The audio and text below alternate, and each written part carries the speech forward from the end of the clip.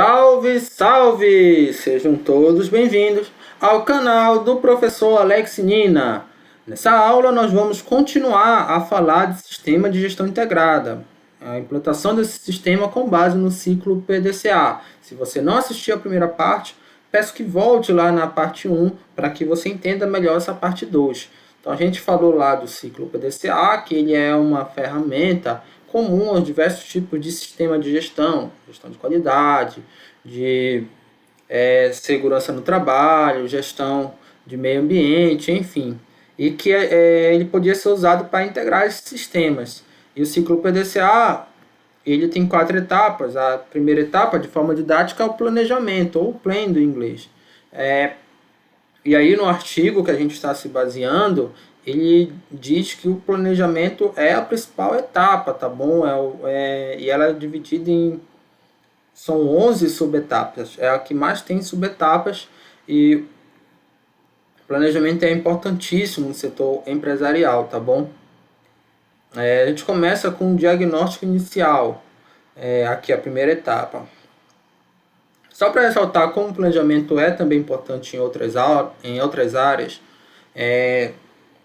quando fazia geologia, a gente ia fazer trabalho de campo, a gente ia para campo, ia para o meio do mato, digamos assim, procurar as rochas para mapear e tudo mais, entender a evolução geológica da região. Só que antes disso tem uma fase chamada pré-campo, que a gente vai estudar o que a literatura fala sobre aquela região.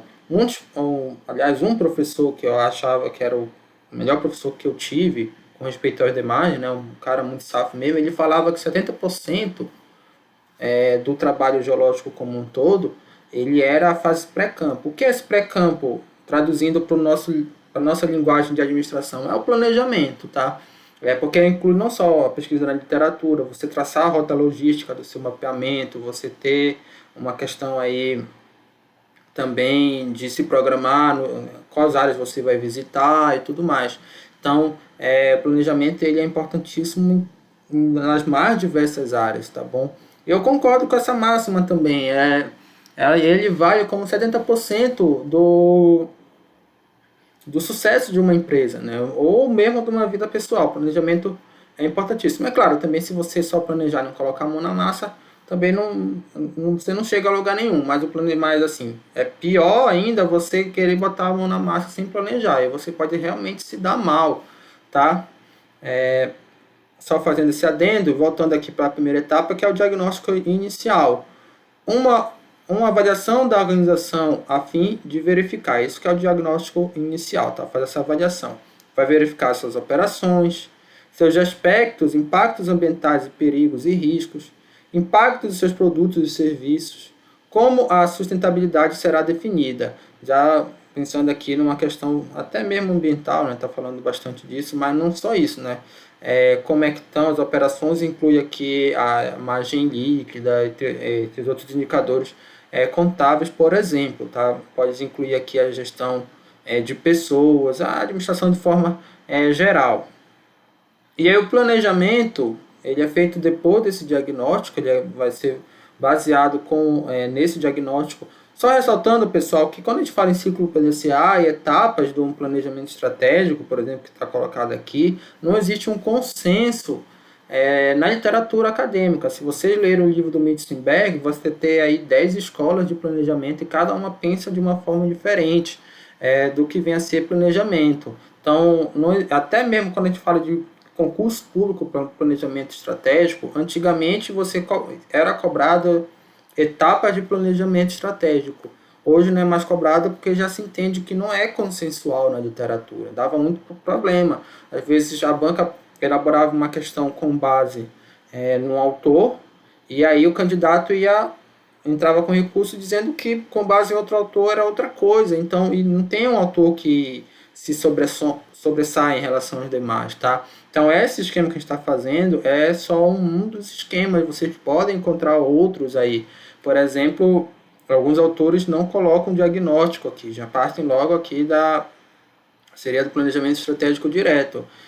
Esses autores que a gente está utilizando, depois eu vou colocar no final da aula, eles dizem que é importante o diagnóstico.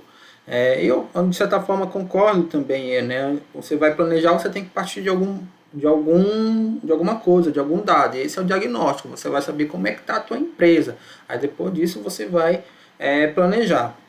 Então, as atitudes dos cenários de constantes mudanças ambientais, no sentido organizacional, tá? É engraçado quando, como eu venho da área ambiental, quando a gente fala mudança ambiental, pode dar uma ideia de clima, de coisa para quem não é da área, né? E para a gente da administração, essa mudança ambiental está relacionada ao ambiente externo. Então, o que são as mudanças no ambiente interno de uma organização, de uma empresa? Mudanças políticas, mudanças macroeconômicas, mudanças culturais, enfim. É, então, diante desse cenário, as atitudes da empresa não podem ser feitas de qualquer forma. Elas precisam ser estrategicamente planejadas. Então, empresas bem-sucedidas sabem como se adaptar a mercados em contínua mudança. Se o mercado tem contínua mudança, você tem que saber como agir se os ventos de uma hora para outra, por exemplo, ficarem desfavoráveis. Você estava lá com o seu planejamento todo bonitinho, aí veio um coronavírus, e aí, o que é que eu vou fazer? Eu vou dar o exemplo de uma hamburgueria que abriu perto de casa. Eu tinha acabado de abrir, um ambiente super agradável, cheguei aí lá, e não demorou muito ver a pandemia. Imagina o quanto que eles investiram. Também não demorou muito para eles colocarem o delivery, tá? Então, se adaptaram. As empresas que se adaptaram nessa pandemia, elas vão, inclusive, aí ganhar market share, tá? Das outras que não conseguiram se adaptar e acabaram quebrando. Então, olha, é como se fosse um jogo de xadrez, tá? Não tem uma maneira única de você ganhar. Se você só pensar no planejamento, sem pensar na estratégia, o checkmate do pastor, por exemplo. Em 4 rodadas você consegue ganhar seu oponente. Isso se o seu oponente não souber jogar xadrez. Se ele souber jogar xadrez, você não vai conseguir ganhar em 4 rodadas. Ele vai saber, quando você mexer o peão do meio, o bicho pro lado, você já sabe que é o checkmate do pastor. Ele vai colocar o peão pro meio também, que aí ele não vai, você não vai dar o checkmate, tá? E aí eu gosto do exemplo da Kodak, seria um exemplo negativo de falta de estratégia, falta de visão de uma empresa. Então, na década de 1970, ela chegou a ser a dona de 80% das vendas de câmeras analógicas na época e 20% dos filmes fotográficos. Então, quem é mais velho vai lembrar que antes você tirava foto e mandava revelar, só depois você via que saiu com careta na foto, né? Hoje não, a gente pega o celular e já vê que a gente saiu feio, tenta tirar outra foto e não adianta mesmo, porque é de nascença. Mas enfim, naquela época você mandava, o vexame era pior, né? Você ficava com uma expectativa e depois vinha aquela coisa. Mas ela era a que mais vendia filmes fotográficos e era um mercado muito lucrativo. Então, na mesma década, ela mesma inventou o que iria fazer a empresa, a câmera digital. Então, prevendo que a câmera digital iria prejudicar a venda de filmes, a empresa engavetou a tecnologia, porque ela não queria abrir mão desse mercado lucrativo, das receitas que eles geravam. 2 décadas depois, as câmeras digitais apareceram com força e quebraram a Kodak. Então, outras empresas, como a Canon, a Sony, elas vieram com tudo. A Kodak, depois ela tentou se recuperar, nem sei se hoje ela, parece que hoje ainda ela existe, mas nem se compara com o monopólio que ela tinha aqui antes, né? Hoje já tem muito mais outras empresas, empresas mais fortes que elas nesse mercado aqui. Já um exemplo positivo é a Magazine Luiza. Então, a Magazine Luiza, em 2015, ela estava numa situação problemática, tá? E aí, já aparece até no Roda Viva, a Luiza Trajano, tá? Que ela tem uma causa lá do feminismo interessante, feminismo empreendedor, que são as mulheres do Brasil.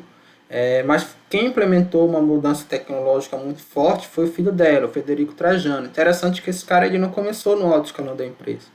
Ele foi aí passando por vários setores desde baixo, tá? Mesmo sendo lá o filho da dona. E aí vocês conhecem também o robozinho da Magalu, né? A Magalu mesmo, né? Que é essa robô humano da Magazine Luiza. Eles começaram a investir muito em marketing digital em 2015, que as empresas brasileiras não estavam visualizando isso. E aí eles começaram a ganhar mercado e crescer de forma espetacular, tá? Tanto que se você pegar na Bolsa de Valores, é a empresa que teve o maior crescimento aí das ações em termos de ganho de capital.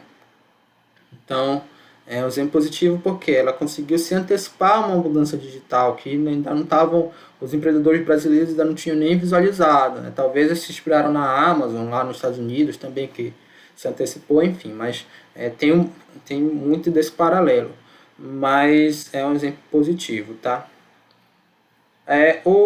O segundo ponto aqui, era o primeiro ponto do P2, né, do planejamento estratégico, é a equipe de trabalho e capacitação. Então, para você fazer um bom planejamento estratégico, como esse aqui, claro que não dependeu só do Frederico Trajano, né? Então, ele teve que ter uma capacitação de todos os funcionários, os diretores, porque você depende muito da equipe de trabalho.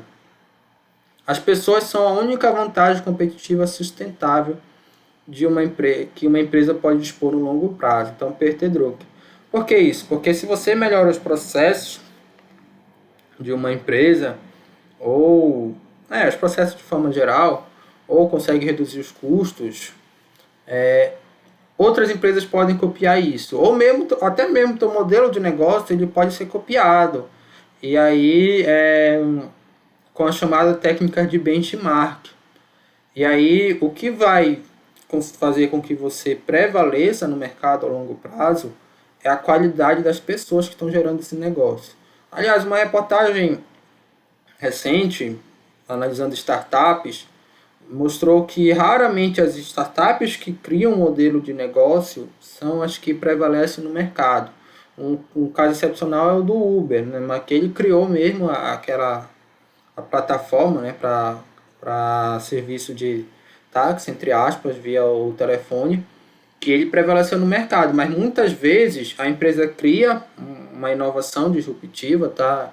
Inovação, pode ser um nome disruptivo, mas cria lá uma disrupção, só que assim, ela, na hora de colocar na prática, ela ainda tem algumas falhas, e a outra empresa olha aquele processo de fora, com outros gestores, e melhora ele, e essa outra empresa que se destaca, tá? Então, muitas startups estão se destacando basicamente copiando modelos de negócio de outras empresas. Talvez a 99 se enquadre nisso, né? Se a gente for pensar nesse aí, mercado de aplicativos. Mas qual é a grande vantagem dessas startups? Tanto do alto escalão, que ele visualizou um modelo de negócio e melhorou ele, mas também das pessoas que estão trabalhando lá dentro. Os funcionários, os gerentes, enfim. Se esse time é bom, mesmo que outras empresas disruptivas venham ameaçar o negócio dela, elas vão conseguir se adaptar, inclusive copiando, né? Você tem aí, no caso dos bancos, o Nubank como um banco bem inovador. O Itaú, então, o Banco do Brasil e o Santander vão ficar para trás, todos eles já fizeram iniciativas. O Itaú, por exemplo, criou o IT, né, que é um banco digital. O Santander tem o Bradesco tem o Next, que busca disputar aí com o Nubank dentro desse novo paradigma que você tem de banco digital, sem agência, com custo zero de transferência e tudo mais, tá? Então, só que aí, o que vai decidir de fato as pessoas também, a questão do atendimento, a questão ali de você fechar, do marketing, tudo isso é o que vai decidir no longo prazo qual vai ser o vencedor. Aí a segunda etapa é a análise SWOT. Então, vem do inglês, tá? Strengths, Weakness, Opportunities e Threats, que são forças, fraquezas, oportunidades e ameaças. Fatores positivos internos são as forças. Fatores negativos internos, as fraquezas. Fatores positivos externos são as chamadas oportunidades.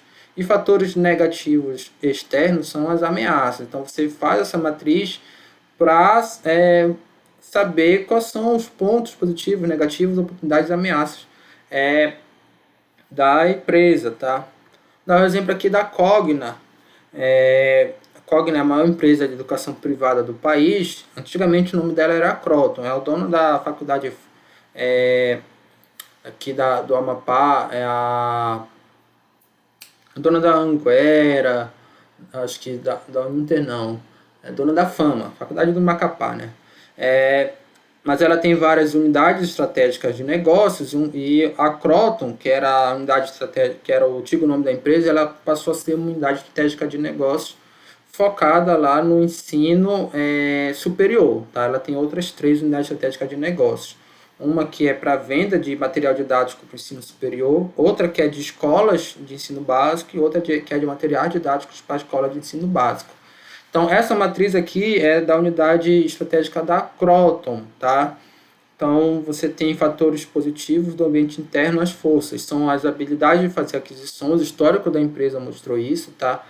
A Anguera, se não me engano, foi uma aquisição ou uma fusão, aquisição barra fusão, né? Tá aqui, aquisições e fusões, acho que a Anguera foi se não me engano, foi uma fusão, mas teve outras lá também que ela foi adquirindo ao longo dos anos, ela foi crescendo dessa forma. O potencial de barganha, porque ela possui o maior market share, então uma parcela de mercado da educação privada do Brasil. Por que isso é importante? Até pouco tempo ela estava competindo por qualidade, entre aspas, né? Então ela cobrava mais caro pela mensalidade na educação privada. E aí as outras empresas começaram a competir por custo, cobrar mais barato. E aí essas empresas começaram a ganhar market share. Claro, geralmente tem um dilema entre market share, que é essa fatia de mercado, e a margem. O que é que a Croton fez? A Croton começou a diminuir o preço do ticket, que é para retomar o market share. Ela pode, como ela tem margens muito altas e ela é maior, ela pode diminuir para valores abaixo. Ela tem uma chamada ganho de escala, embora isso não seja tão forte para o setor educacional, tá? É mais voltado para o setor industrial, que ela pode aí competir por custos, porque ela já é muito grande. Então, se ela quiser, ela pode competir por custos e aí vai ser difícil, vai ser mais difícil para outras empresas. Claro que tem outras variáveis importantes, mas esse potencial de barganha, por ser uma grande empresa, ele é significativo. Já os fatores negativos, aqui, olha, o weakness do ambiente interno, você tem uma empresa grande. Se por um lado é positivo, por outro é negativo. Olha, a complexidade da organização e adaptação às mudanças. Você pode ter conflitos de interesses internos também, por ser uma empresa grande. Você gerir várias unidades, inclusive geograficamente distantes, é mais complicado. E você tem dificuldade em definir e manter o foco, tá? Quando a gente fala de ambiente externo, as oportunidades têm o tamanho e potencial de crescimento do mercado da educação superior no Brasil. Se você comparar o percentual de jovens no ensino superior no Brasil, ele está muito abaixo dos países desenvolvidos e também abaixo de países em desenvolvimento, como Chile, México, países que teoricamente poderiam estar no mesmo patamar. Então, se por um lado isso é ruim, socialmente falando, para uma empresa de educação, tem um lado positivo que tem muito a crescer. Então, como tem muito a crescer, é um potencial de crescimento, isso se também agora está uma crise muito maior por conta do coronavírus, mas se você pensar antes da pandemia, o Brasil estava com um pensamento positivo aí de que você ia realmente diminuir os gastos públicos e toda essa questão de impostos e ia dar mais incentivo ao empreendedorismo. Então, isso seria algo positivo. Olha, está aqui, olha, reorientação política atual, com viés de privatização em diversos setores. Percebam, pessoal, eu estou fazendo uma análise estritamente técnica, eu não estou nem entrando no mérito se privatização é bom ou ruim para a sociedade, enfim, isso é outra discussão. Quando a gente faz a matriz SWOT, a gente está olhando pela perspectiva da empresa, tá? Não é pela perspectiva de sei lá quem, de outras pessoas. Inclusive, a privatização aqui, que foi cogitada no início desse governo Bolsonaro, foi do próprio setor educacional, né, com o programa Futuro, isso ou talvez incentiva a privatização, ou não privatização propriamente das universidades, mas uma maior participação da iniciativa privada nas universidades poderia ser positivo para a Cogna, tá bom? Embora, claro, isso é questionável por outras pessoas. Mas, enfim, na perspectiva da empresa, é positivo. As ameaças. Então, setor altamente regulamentado, tá? Seria regulamentado, né? Aqui está como imagem, não dá nem para corrigir, pelo poder público. O setor educacional ele é muito regulamentado. Outra coisa negativa, essa empresa, Cogna, antiga Croton, ela cresceu muito em virtude do FIES, política pública lá do governo Lula, que eles financiaram os jovens entrarem na iniciativa privada para colar aí seu grau, depois o governo pagava para as empresas. Então eles cresceram meio que o velho capitalismo de Estado. Tá? E depois os investimentos do FIES, ainda no governo Dilma, foram enfraquecendo paulatinamente, enfraqueceram mais no Temer e parece que já vai acabar agora esse ano. E aí ela tem que manter uma nova forma de crescimento, um novo mecanismo para que seja tão bom quanto o FIES, tá? A empresa fez vários aí, fez um planejamento estratégico muito grande, né, que inclusive culminou na mudança de nome, mas eu não vou entrar nessa questão. Então, é um setor altamente regulamentado também. O poder público, numa caneta, pode mudar todas as regras, e isso é uma ameaça, tá? Embora também possa ser uma oportunidade. Tendência de redução do número total de matrícula na educação básica. Isso está mais relacionado à Cogna do que à Croton propriamente dito, tá? Porque eu tinha feito para a Croton na época que ela compunha todas as UNs da Cogna.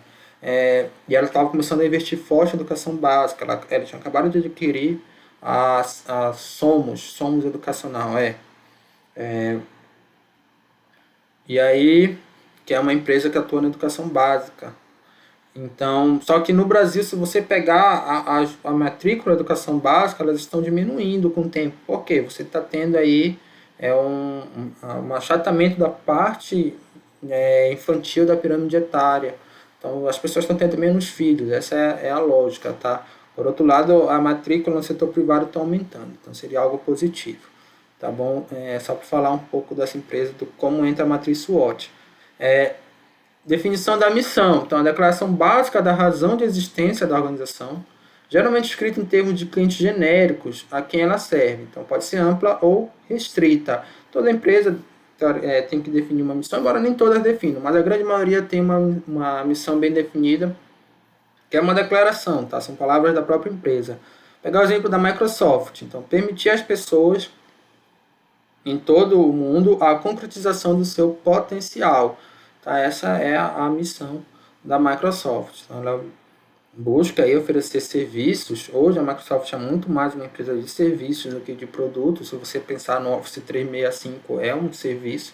Então ela permite, ela visa isso aqui, olha, oferecer softwares que potencializem o potencial, ficou até redundante, né? Que amplia o potencial das pessoas.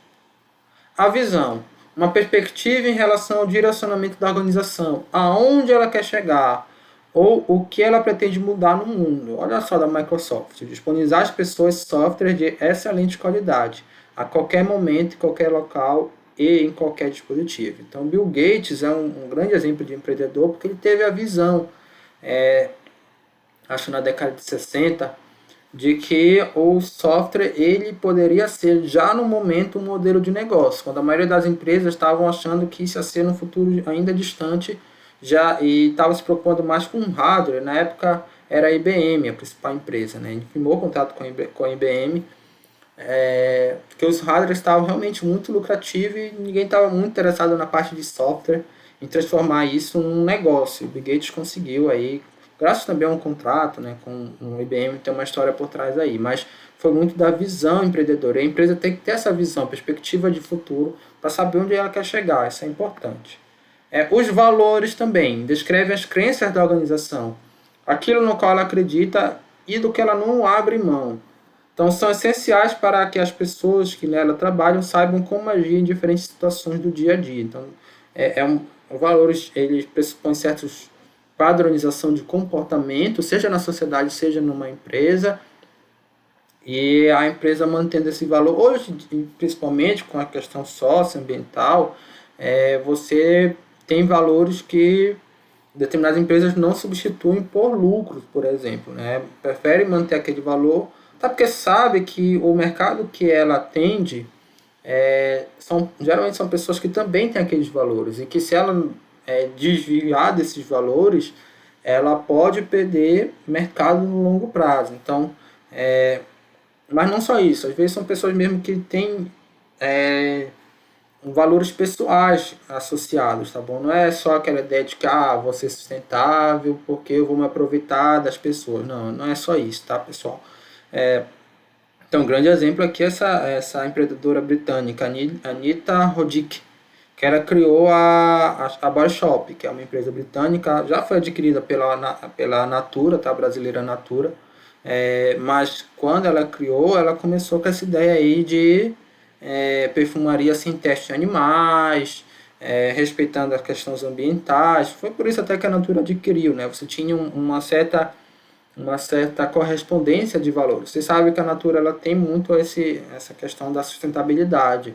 Se fosse uma empresa que não prestasse atenção para essa questão dos animais, da sustentabilidade, provavelmente a Natura não adquiria, mas talvez por outros motivos, mas não ia ter esse ganho cinético. Toda vez que uma empresa compra uma outra, ela busca sinergias também. Nesse caso aqui, a sinergia está bem clara com relação à sustentabilidade. E a Anitta Rodic, ela ficou conhecida por realmente não abrir mão, inclusive de contratos lucrativos para a empresa, mas que não seriam viáveis do ponto de vista ambiental, né? Ela ficou bastante conhecida lá na Inglaterra por esse motivo. Então são questões de valores. E claro, ela passava isso para todos os funcionários da empresa. O código de ética. Então, o código de ética de uma organização estabelece as diretrizes e normas de conduta que devem ser adotados pelos colaboradores da organização, com base nos valores por ela estabelecidos. Então, tem estrita relação aí de código de ética com valores. A política do SGI. Então, quando a gente fala em política para a administração, implicitamente está falando de um documento escrito. No direito, não. No direito e na administração é isso, tá? Se a gente pensar. Política Nacional de Meio Ambiente, a lei 6.938. Estatuto da Cidade, lei 10.237. Então é uma lei, algo escrito. Na administração também, são normas escritas, mas a gente já fala em política empresarial, né? Normas escritas na organização. Quando a gente fala da filosofia, da sociologia, aí política já é outra coisa, tá? Ela vem lá de Platão, Aristóteles, esses filósofos. Então, a política do sistema de gestão integrada são as normas estabelecidas pela organização que deseja implantar esse SGI, tá? Um sistema de gestão, né? Seja lá qual for, mas integrar também eles, estabelecer e manter uma política, a fim de proporcionar e direcionar seu foco. Tá aqui o conceito aqui da ISO 9000. A ISO 9000, pessoal, ela só dá conceito. As ISOs que vão aí falar de como implementar a qualidade, gestão de risco, são as 9001, 9002, assim por diante.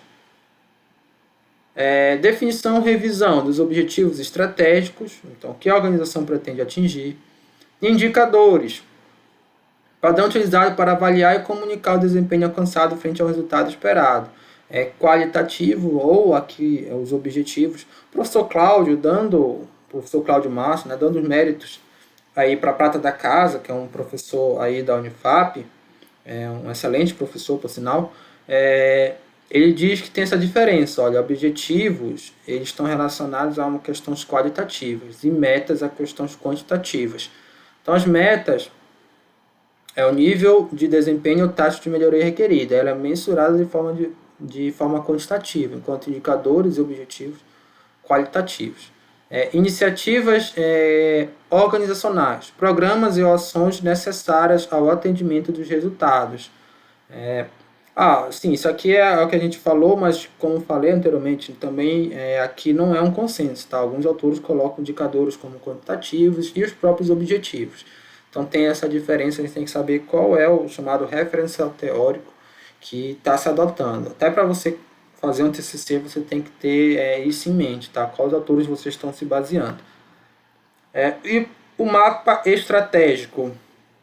Então, só falaram, o professor Cláudio vem aqui estratégia, né? Parece que ele chama.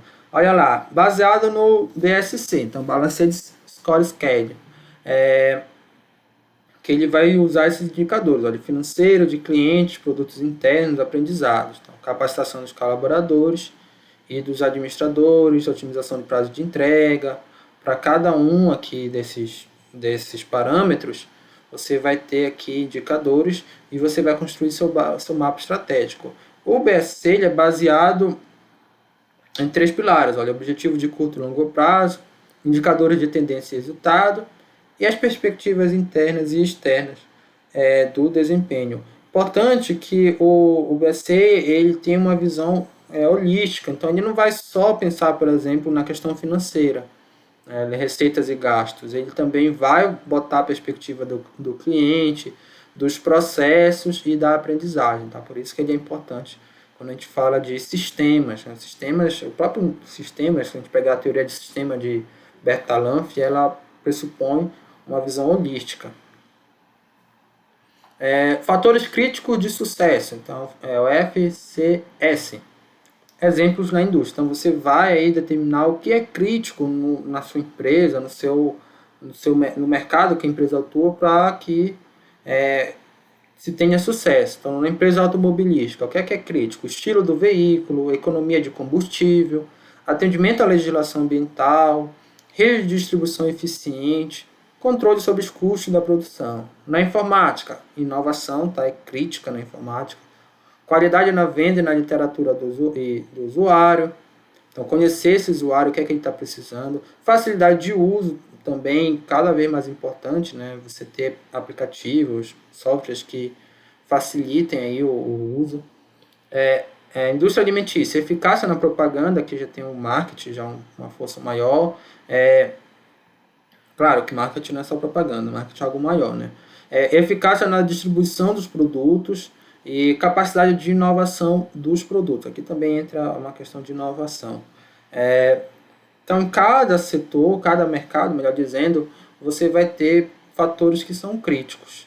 Isso tem que ser mapeado na etapa de planejamento da empresa. E, por fim, a comunicação. A alta administração ela deve assegurar que sejam estabelecidos na organização os processos de comunicação apropriados e que seja realizada uma comunicação relativa à eficácia do sistema de gestão. Isso está lá o conceito da ABNT. É importantíssimo, você pode fazer um planejamento excelente, mas na hora de você comunicar para as pessoas que vão colocar na prática, essa comunicação ser mal feita. Na verdade, quando a gente fala em planejamento estratégico e administração estratégica, aquela ideia de que você vai ter um gestor planejando e as pessoas botando a mão na massa sobre aquilo que foi planejado, ela já é ultrapassada. Hoje, o que se busca? Claro, eu particularmente acredito muito na teoria da contingência, tá? Talvez essa ideia do planejamento centralizado ele funcione melhor para determinado tipo de empresa. Mas quando a gente fala de empresas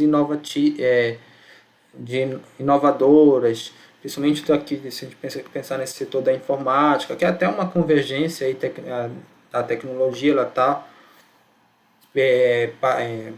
transversal aos vários setores. Essa ideia de planejamento centralizado ela já está ultrapassada, você tem que pensar no planejamento horizontalizado. Então é chamar assim, você quer fazer um plano de ação para a melhoria da qualidade dos processos de uma empresa. Você tem que chamar as pessoas. Olha, pessoal, vamos aqui, o que é que vocês acham? Seja lá o funcionário que está lá no nível operacional mais baixo da empresa. Às vezes ele tem uma sacada que ninguém está vendo, tá? E ele está com a mão na massa. Quando essas pessoas participam do processo, você tem esse benefício do brainstorm, tá? Que é da chamada tempestade de ideias. Então, pessoas, por terem aí vivências diferentes, podem ter excelentes ideias. E você tem também a questão das pessoas estarem motivadas. Quando as pessoas participam do planejamento, elas estão mais motivadas a implementar. Não chega um cara e diz, olha, faz isso. Aí você vai ficar assim, mas por quê, né? Não, quando você participa do planejamento, você já sabe o porquê. E você se sente como integrante de fato do time. Então as pessoas vão estar mais motivadas e também você vai ter o ganho na comunicação. A pessoa está participando desde o início lá do planejamento, a comunicação ela vai ser facilitada, porque o indivíduo já vai estar sabendo o que está rolando por trás. Tá? Só para falar da importância de você ter aí pessoas participando dos diversos níveis organizacionais. Se pegar a cerveja Corona, que é uma cerveja mexicana, ela tem esse nome, né? Ela ganhou esse nome por conta que ela começou a ser vendida com a espuma na borda da cerveja. E o garçom colocava, um garçom começou a colocar uma pintada de limão na cerveja. Isso lá num bar lá do México, onde ela era vendida. E a Corona começou a vender muito nesse bar, onde ele tinha lá o contrato com a empresa. E aí os alto escalão viu essa anomalia. Opa, por que esse local aqui ele está vendendo muito mais do que em outros locais? E aí eles foram ver que a ideia tinha sido do garçom. E aí eles implementaram para toda a empresa. Então, para vocês verem, né, como é. O garçom, que nem era um funcionário direto da empresa, mas ele teve uma ideia que potencializou aí o crescimento da Corona no México. Então, para vocês verem como isso é importante. Aqui a principal referência, o artigo que eu tinha falado anteriormente do Vaclavosky, quase não sai, né? Não sei nem se é assim. E o Bates também, o outro autor, é bom a gente mencionar para dar os créditos para as pessoas aí que estão contribuindo com a ciência.